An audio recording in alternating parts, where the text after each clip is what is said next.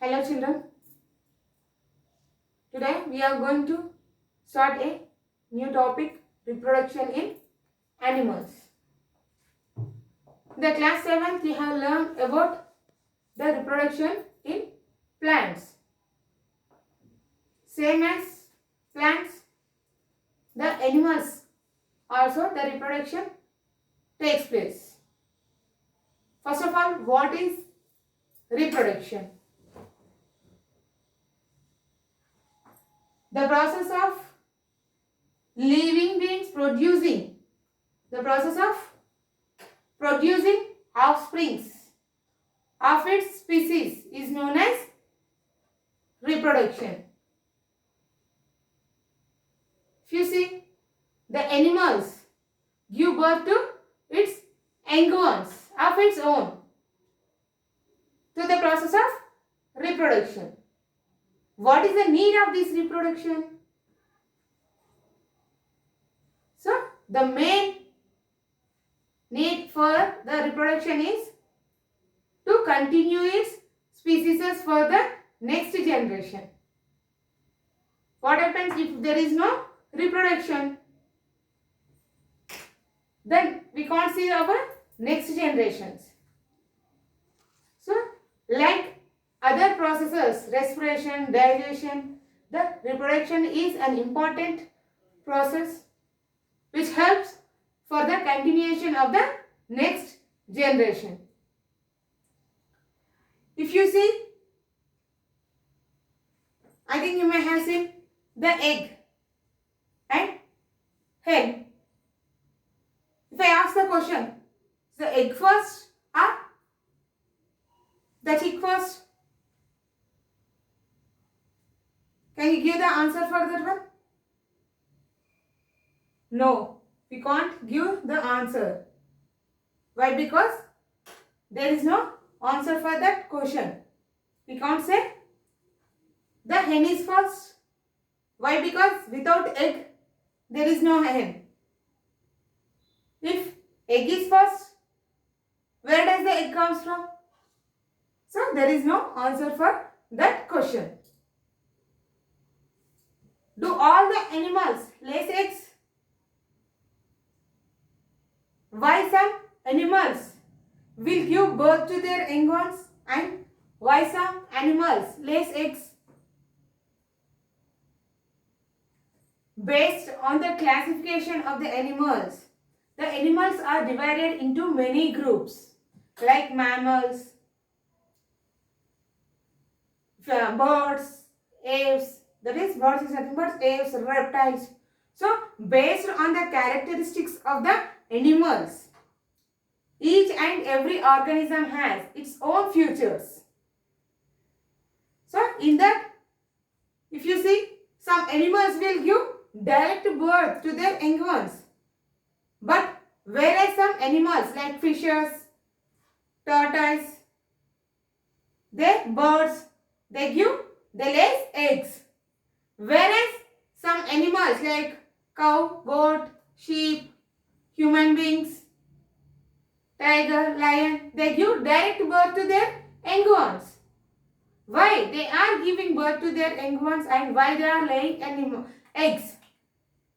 So, it depends on the characteristic features of the animals. If you see, the mammals, mainly mammals give birth to their young ones. It's one of the characteristic feature of mammal. So, not only this, giving direct birth to young ones, and one more character is presence of skin on their body and warm-blooded animal. We call them as warm-blooded animals because there is a transport system. Special transport system means which consists of arteries and veins through which the blood is supplied to all parts of our body. And these are the important features of mammals. If you see the birds, their characteristic feature is covering their body with the feathers, and due to the presence of the feathers only, they are able to fly in the sky.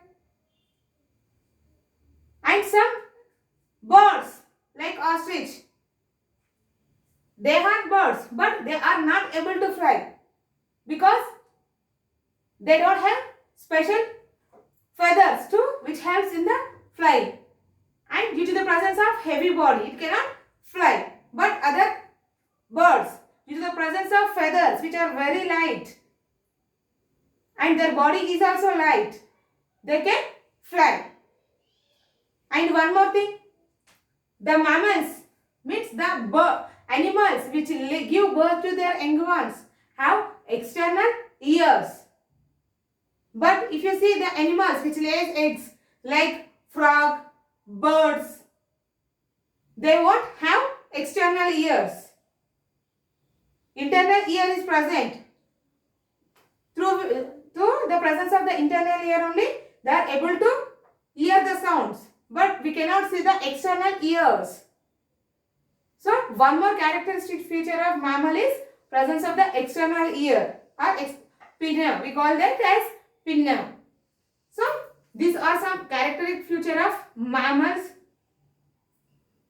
And see, the animals which lays eggs are called oviparous animals.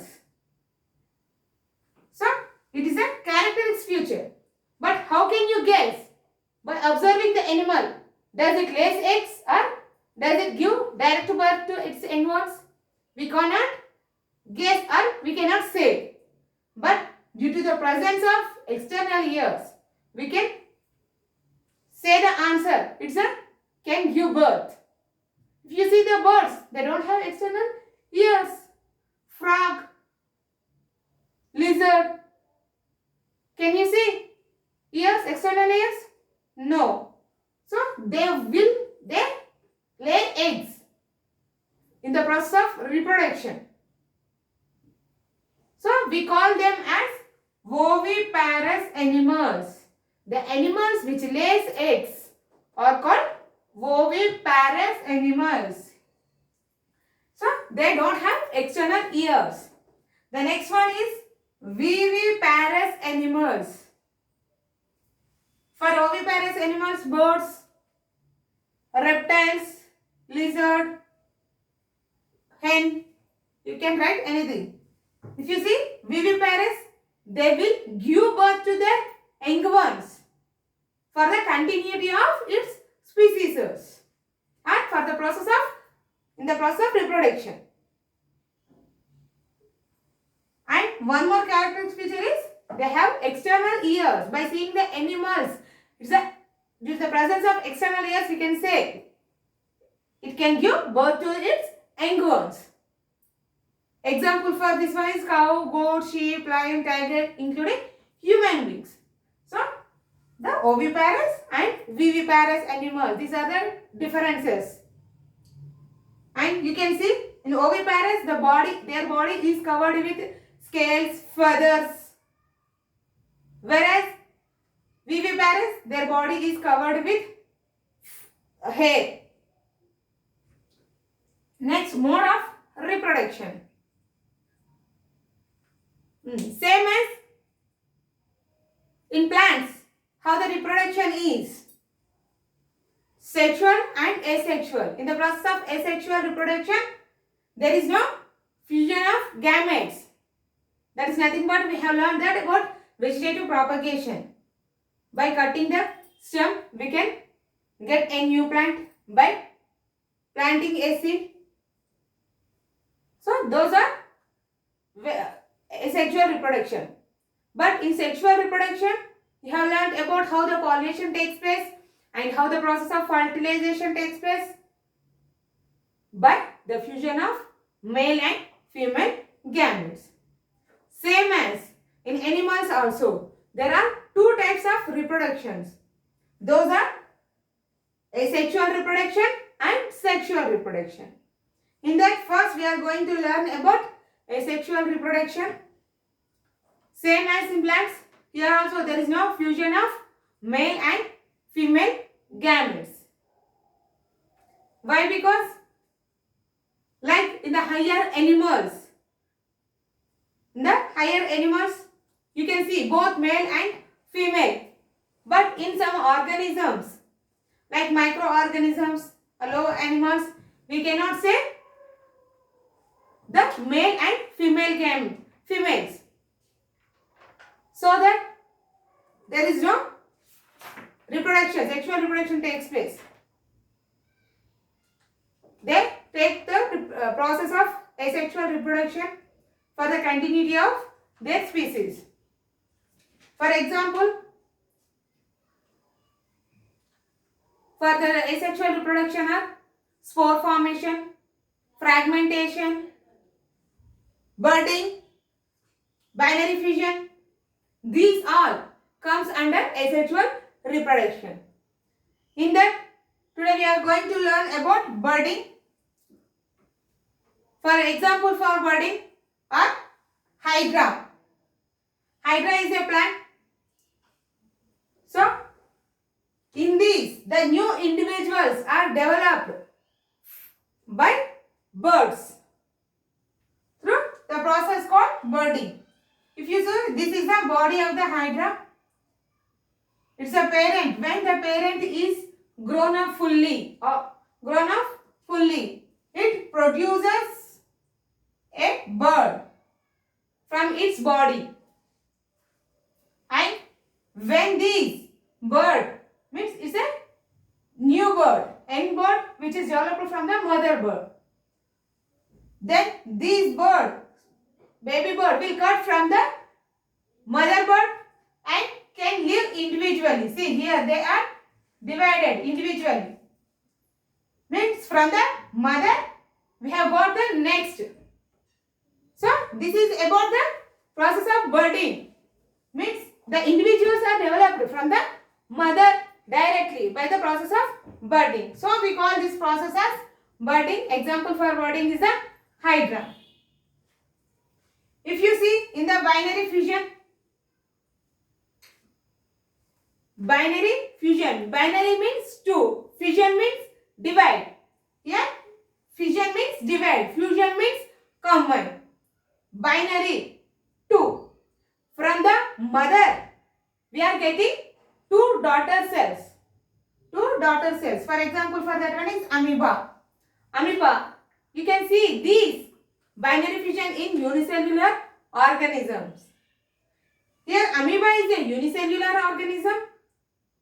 It does not have any special organs for locomotion. Its body itself rotates and forms protrusions for the engulf of food and also for the process of locomotion. Means for the search of food, it rotates its body and can change into different shapes. So there is no definite shape to amoeba. Such shapeless organism. So this is the amoeba. It consisting of nucleus, cytoplasm, cell membrane. When the amoeba grown up fully after dividing from the mother, it starts dividing. Means in the process of binary fission, not only the cell membrane, even the nucleus will also divide into two. You can see in the second picture. Here the nucleus also divide. The cell membrane protrude inside the cell. If it's the amoeba, first it will protrude. It will protrude inside from the both the side of the body, and while the cell is going to divide, the nuclear material which are present in the nucleus will also divide into two, and it will divide completely from the mother cell. So you will get here two. One is mother cell and another is the daughter cell. From mother cell we are getting the next daughter cell. When this daughter cell will grow up fully, then it can able to multiply itself same as before. So we call it as cell multiplication. From one we are getting two daughter cells. From these two daughter cells again we are getting four. Again from the four we are getting 8. So the process will continue. So the example from binary fission is amoeba. Even this budding you can see in the yeast also. Yeast cells will divides to the process of budding, which helps in the process of fermentation. This is about the reproduction in animals. That is the asexual reproduction. Not only this, there is another process like spore formation. You can see good example for the spore formation is rhizopus, which will grow on rotten bread. So, which consists the rhizopus consisting of sporangium in which the spores are present. When the sporangium bursts, it releases the spores. When the spores come in contact with the food items, again the rhizopus, nothing but fungi. You can see on the spoiled foods or on the slice of the bread, which is greenish or blackish whitish in color. Okay, and next one more is the fragmentation. You can, the best example for fragmentation is Spirogyra. When the Spirogyra grows fully, it divides into many pieces. Not only single, it divides into 2 to 3 pieces, and each and every piece will develop into new daughter cell. So there are different ways of asexual reproduction, but in this chapter we are going to learn about binary fusion and budding.